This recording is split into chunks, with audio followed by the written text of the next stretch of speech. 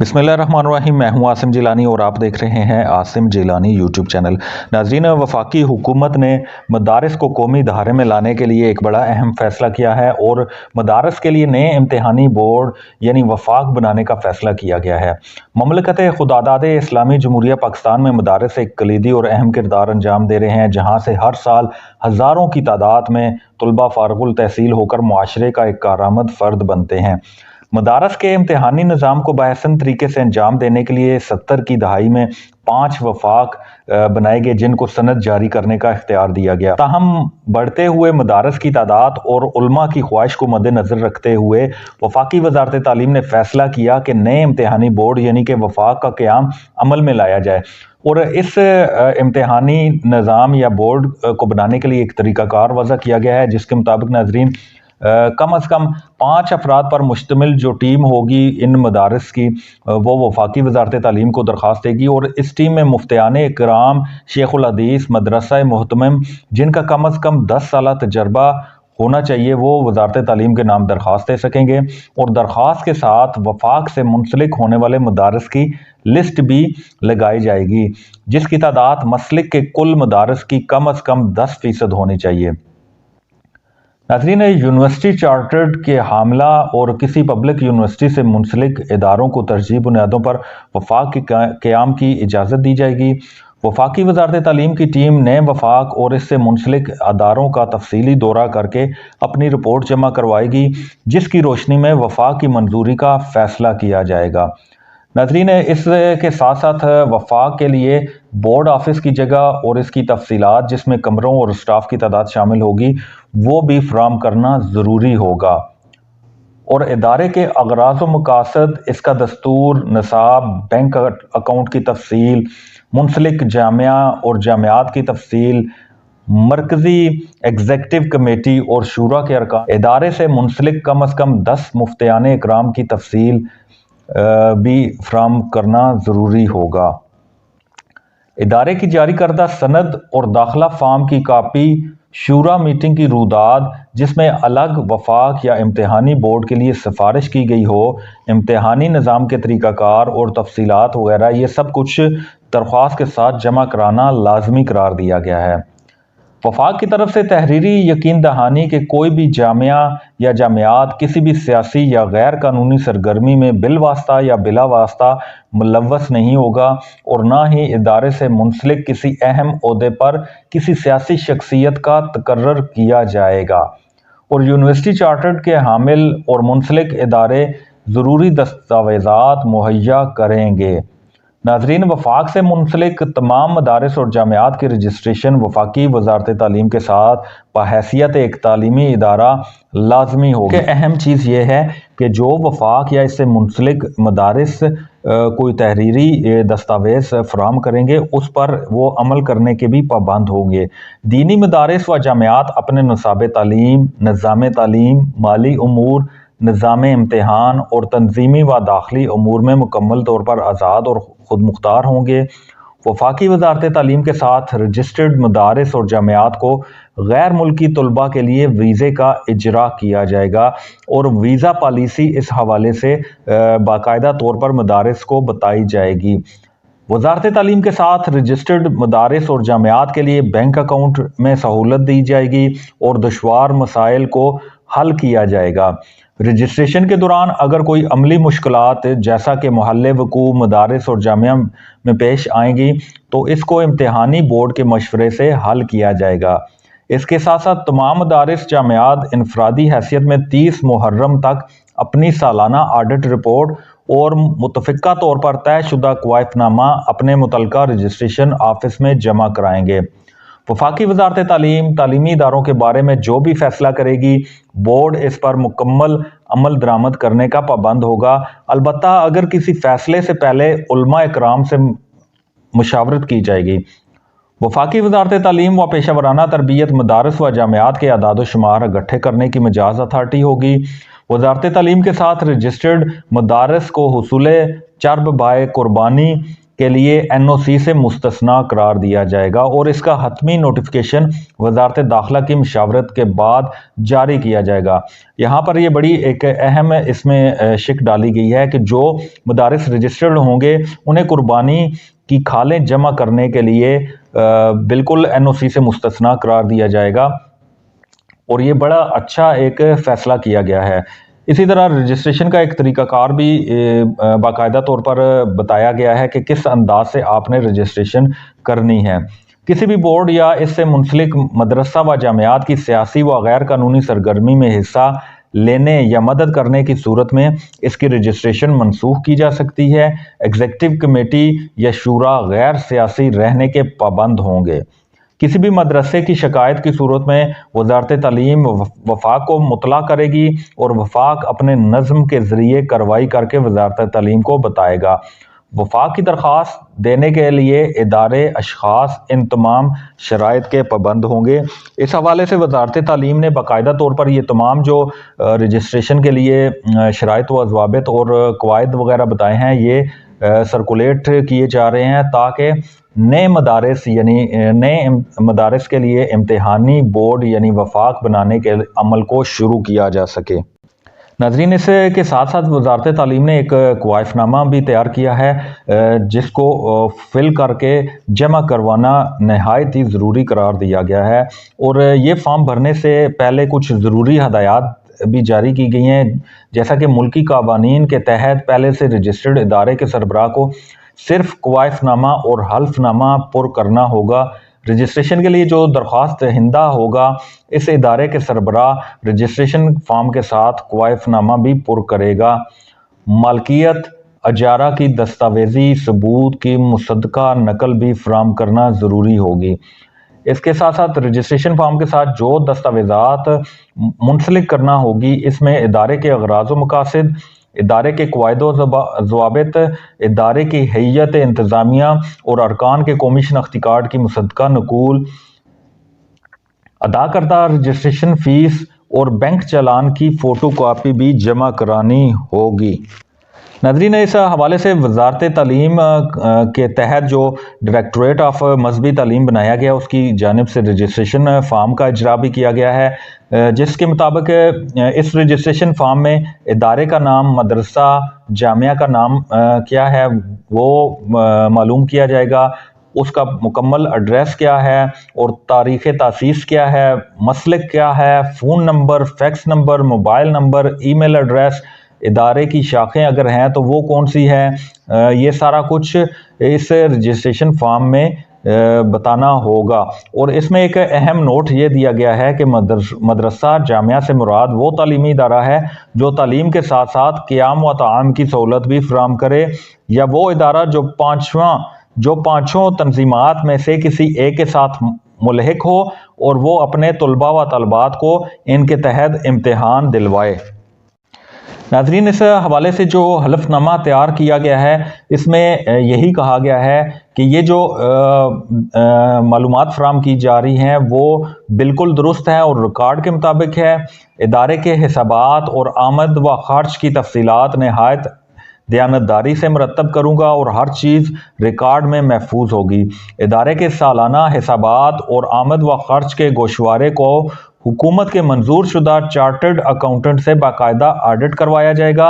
اور حسب قواعد اس کی نقل حکومت کے متعلقہ ادارے میں جمع کرائی جاتی رہے گی۔ ادارے میں کسی قسم کی عسکریت پسندی، دہشت گردی، ملک دشمن سرگرمی اور فرقہ وارانہ منافقت پر مبنی تعلیم یا تربیت نہیں دی جائے گی۔ اس میں ایک نوٹ دیا گیا ہے کہ مسلمانوں کے مختلف مسالک یا دیگر مذاہب کے بارے میں تدریسی مقاصد کے لیے دلیل پر مبنی ابحاث و تحقیقی مقالے اس سے مستثنی ہیں۔ ادارے کا کسی کالعدم یا قانون ممنوع تنظیم سے کوئی تعلق ہے نہ رہے گا۔ ادارہ ملکی قانون کے تحت قائم ہے اور ہم آئین و قانون کی ہمیشہ پاسداری کریں گے۔ کسی بھی قانون کی خلاف ورزی کی صورت میں حکومت کے متعلقہ ادارے کو تادیبی و انضباطی کارروائی کا حق حاصل رہے گا۔ یہ ناظرین حلف نامہ تیار کیا گیا ہے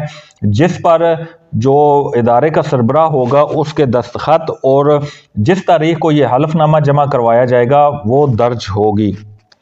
یہاں پر ناظرین ایک اور بڑی اہم چیز ہے کہ جو کوائف نامہ کا پرنٹ نکالا گیا ہے اس میں بنیادی معلومات بھی مانگی گئی ہیں، جیسے کہ ادارہ، مدرسہ یا جامعہ کا نام کیا ہے اور اس کا درجہ کیا ہے، اعلیٰ، قانونی، وسطی اور ابتدائی کیا ہے، ملحقہ مسجد کا نام کیا ہے اور اس کا مکمل پتہ کیا ہے، مسلک کیا ہے، اگر ادارہ رجسٹرڈ ہے تو اتھارٹی باما رجسٹریشن نمبر کیا ہے، ادارہ کس وفاق تنظیم رابطہ سے الحاق شدہ ہے، ٹیلی فون نمبر کیا ہے، فیکس کیا ہے، موبائل نمبر کیا ہے، ادارے کی شاخیں کیا ہے۔ اسی طرح ناظرین عمارت کی تفصیل بھی پوچھی گئی ہے کہ اس میں کمروں کی تعداد کیا ہے، دفاتر کتنے ہیں، تدریسی کمرے کتنے ہیں، رہائشی کمرے کتنے ہیں، لائبریری ہے یا نہیں، اور اس طرح باقی کچھ تفصیلات بھی اس کوائف نامے کے تحت مانگی گئی ہیں،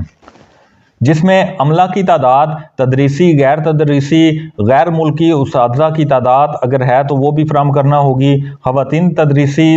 سٹاف کی کیا تعداد ہے اور خواتین غیر تدریسی سٹاف کی کیا تعداد ہے، طلباء و طالبات کی تعداد بھی اس میں مانگی گئی ہے کہ ان کی تعداد کیا ہے۔ اس حوالے سے ایک مکمل پرفارما ہے جو ابھی ہم سکرین پہ آپ کے ساتھ شیئر بھی کرتے ہیں کہ آپ دیکھیں کہ کیا کیا اس میں تفصیلات مانگی گئی ہیں۔ ناظرین یہاں پر ایک اور چیز بھی بڑی اہم ہے کہ عصری بورڈ کا امتحان جس بورڈ سے لیا جاتا ہے اس بورڈ کی رجسٹریشن بھی فراہم کرنا ہوگی، کمپیوٹر کورسز یا دیگر فنی علوم جو سکھائے جاتے ہیں ان کی نوعیت کیا ہے، فنی کورس کے طلباء کی تعداد اور طالبات کی تعداد کیا ہے، ذرائع آمدن بھی پوچھی گئی ہے کہ ذرائع آمدن کیا ہے، حکومت یا محکمہ زکوٰۃ سے اگر گرانٹ ملتی ہے تو اس کی تفصیلات بھی فراہم کرنا ہوگی، بیرونی حکومت یا اداروں سے اگر گرانٹ ملتی ہے تو وہ بھی تفصیلات اس کوائف نامے میں فراہم کرنا نہایت ضروری قرار دیا گیا ہے۔ اس کے ساتھ ساتھ بینک اکاؤنٹ کی تفصیلات بھی مانگی گئی ہے کہ اکاؤنٹ کا ٹائٹل کیا ہے، نمبر کیا ہے، کس بینک میں ہے اور برانچ کون سی ہے، اور اگر مزید کوئی اکاؤنٹ ہے تو ان کی تفصیلات کیا ہے۔ یہ سارے کوائف مانگے گئے ہیں جس کے تحت نئے امتحانی جو بورڈ ہے یعنی وفاق ہے ان کی رجسٹریشن عمل میں لائی جا سکے گی۔ یہاں پر ایک اور بڑی اہم چیز آپ کو بتاتے ہیں کہ وفاقی وزارت تعلیم و پیشہ ورانہ تربیت اور اتحاد تنظیمات مدارس پاکستان کے مابین ایک معاہدہ ہوا تھا۔ 29 اگست 2019 کو وزیر تعلیم شفقت محمود کی زیر صدارت دینی مدارس کے حوالے سے اہم اجلاس ہوا تھا، جس میں یہ معاہدہ طے پایا کہ جو دینی مدارس ہے ان کی رجسٹریشن عمل میں لائی جائے گی۔ اس اجلاس کی کارروائی انتہائی خوش اسلوبی کے ساتھ اور خوشگوار ماحول میں ہوئی تھی۔ تفصیلی گفت و شنید کے بعد اتفاق رائے سے معاہدہ طے پایا اور یہ حتمی معاہدہ تھا، اور اس معاہدے کو اگر حالات کے مطابق اس میں اگر کوئی تبدیلی کی ضرورت محسوس ہوئی تو یہ دونوں فریقوں کی باہمی رضامندی سے ہوگی۔ دینی مدارس کی رجسٹریشن کے حوالے سے اجلاس میں فیصلہ کیا گیا کہ آئندہ تمام دینی مدارس و جامعات اتحاد تنظیمات مدارس پاکستان کے ساتھ طے شدہ رجسٹریشن فارم کے ساتھ وفاقی وزارت تعلیم کے ساتھ رجسٹریشن کرانے کے پابند ہوں گے۔ اس مقصد کے لیے وزارت تعلیم پورے ملک میں 12 ریجنل دفاتر جہاں پر رجسٹریشن کی جائے گی قائم کرے گی۔ وفاقی وزارت تعلیم و پیشہ ورانہ تربیت کہ ان مدارس کے اعداد و شمار اکٹھے کرنے کی مجاز اتھارٹی ہوگی۔ وہ مدارس اور جامعات جو وفاقی وزارت تعلیم کے ساتھ رجسٹرڈ نہ ہوں گے، وفاقی حکومت انہیں بند کرنے کی مجاز ہوگی۔ جو مدارس اور جامعات رجسٹریشن کے قواعد و ضوابط کی خلاف ورزی کریں گی ان کی رجسٹریشن منسوخ کر دی جائے گی۔ اس کے ساتھ ساتھ بینک اکاؤنٹ کی تفصیلات بھی فراہم کرنی ہوگی اور حکومت اس سلسلے میں معاونت کرے گی تاکہ ان مدارس کے بینک اکاؤنٹ کھولے جا سکے۔ اسی طرح جو بیرون ممالک کے طلباء کی تعلیم ہے اور ویزے کا اجرا ہے اس حوالے سے بھی حکومت معاونت کرے گی تاکہ کوئی بھی مسئلہ درپیش نہ آ سکے۔ اس معاہدے میں ایک اور بڑی اہم چیز شامل کی گئی تھی کہ ٹیکنیکل اور ووکیشنل تعلیم کے مواقع فراہم کرنے کے لیے وزارت کے ساتھ رجسٹرڈ مدارس و جامعات میٹرک اور ایف اے کے بعد فنی تعلیمی بورڈ کے ساتھ رجسٹریشن کر سکیں گے۔ متفقہ طور پر فیصلہ کیا گیا کہ مدارس اپنی اپنی نصاب کمیٹیوں کے ذریعے عصری مضامین بتدریج میٹرک اور بالآخر انٹرمیڈیٹ کی سطح تک ایک منظم پلان کے تحت جاری کریں گے، اور اسی تدریج کے مطابق میٹرک اور انٹرمیڈیٹ کے امتحانات اپنی صوابدید کے مطابق فیڈرل بورڈ یا ملک کے کسی بھی تعلیمی بورڈ کے تحت دلوائیں گے، اور پوری کوشش کی جائے گی کہ یہ عمل آئندہ 4 سال کے اندر مکمل کر لیا جائے۔ وزارت تعلیم کی جانب سے فوری طور پر ایسا ہدایت نامہ جاری کیا جائے گا کہ جب تک وزارت تعلیم مدارس کی رجسٹریشن کا نیا نظام روبہ عمل میں آئے، اس وقت تک جن مدارس نے پہلے سوسائٹیز ایکٹ کے تحت رجسٹریشن کرائی ہوئی ہے، اسے تمام حکومتی ادارے تسلیم کرنے کے پابند ہوں گے، اور جن کی رجسٹریشن نہیں ہوئی انہیں سابقہ طریقے کے مطابق رجسٹرڈ کیا جائے گا۔ ناظرین، یہ جو معاہدہ طے ہوا تھا اس پر محترم جناب مفتی محمد تقی عثمانی جو وفاق المدارس العربیہ پاکستان کے نمائندہ ہیں ان کے دستخط موجود ہے۔ اسی طرح مولانا قاری محمد حنیف جلندری صاحب، محترم جناب مفتی منیب الرحمان صاحب، محترم جناب پروفیسر ساجد میر صاحب، محترم جناب مولانا محمد یاسین ظفر صاحب اور محترم جناب مولانا عبد المالک صاحب کے دستخط موجود ہیں۔ محترم جناب صاحبزادہ عبد المصطفیٰ ہزاروی صاحب، محترم جناب ڈاکٹر عطاء الرحمان صاحب، محترم جناب مولانا محمد افضل حیدری صاحب، محترم جناب مولانا ڈاکٹر عادل خان صاحب، محترم جناب مولانا ڈاکٹر محمد نجفی صاحب، محترم جناب شفقت محمود صاحب اور ارشد مرزا جو اس وقت کے سیکرٹری تعلیم تھے، ان کے دستخط اس معاہدے پر موجود ہیں۔ اسی حوالے سے وزارت داخلہ نے بھی ایک طریقہ کار وضع کیا کہ پاکستان میں دینی مدارس کے طلباء کو پڑھائی کے لیے ویزا جاری کرنے کا طریقہ کار کیا ہوگا۔ وزارت داخلہ کی ہدایت کے مطابق پاکستان میں دینی مدارس کے طلباء کو پڑھائی کے لیے ویزا جاری کرنے کے طریقہ کار کے مطابق دینی مدارس کے جو طلباء ہیں ان کے لیے انٹری اسٹڈی ویزا جاری کیا جائے گا، جس کے مطابق اگر دینی مدرسہ کے طلباء کے ویزا درخواست متعلقہ رجسٹرڈ مدرسے جو کہ ڈائریکٹوریٹ آف مذہبی تعلیم کے ساتھ رجسٹرڈ ہوں گے میں کورس شروع ہونے سے 3 ماہ پہلے پاکستان مشن کو موصول ہونا چاہیے۔ متعلقہ پاکستانی مشن درخواست وصول ہونے کے بعد اسے رہائشی ملک کے وزارت داخلہ سے NOC لینا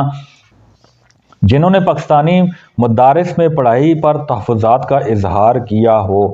متعلقہ پاکستانی مشن مکمل کاغذات کے 4 سیٹ ڈائریکٹوریٹ آف مذہبی تعلیم کو NOC کے لیے بھیجے گا۔ درخواست کے ساتھ کاغذات لفظ ہونے چاہیے، جس میں ویزا درخواست فارم 5 صفحات،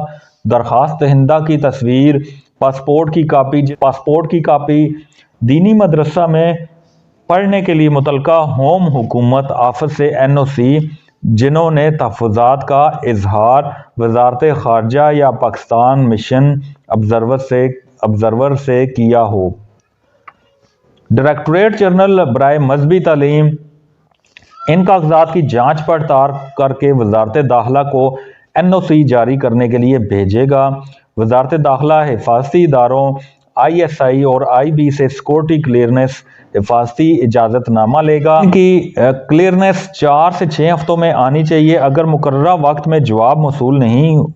ہوا تو یہ تصور ہوگا کہ حفاظتی اداروں کو کوئی شکایت نہیں ہے۔ حفاظتی اداروں کی ہدایت پر وزارت داخلہ انٹری ویزا دینے کے لیے لازمی ہدایات متعلقہ پاکستان کے بیرونی مشن کو دیں گے اور اس کی اطلاع وفاقی وزارت تعلیم کو بھی دی جائے گی۔ ناظرین، اس کے ساتھ ساتھ دینی مدرسہ ویزا میں توسیع کے لیے مکمل کاغذات کے 4 سیٹ ڈائریکٹوریٹ جنرل برائے مذہبی تعلیم